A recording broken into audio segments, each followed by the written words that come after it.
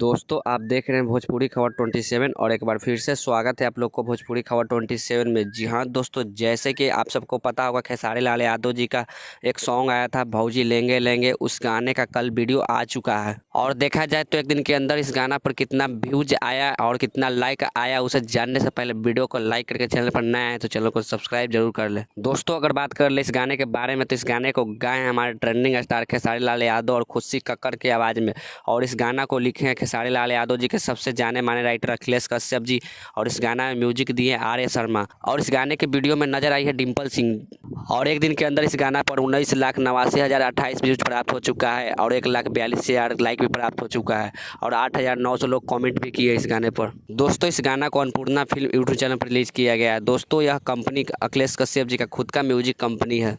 वैसे इस गाने के बारे में क्या कहना चाहते हैं नीचे दिए गए कमेंट बॉक्स में अपना राय बताएं। तब तक के लिए बाय, मिलते हैं नए एक वीडियो के साथ। जय हिंद, जय भारत, जय भोजपुरी।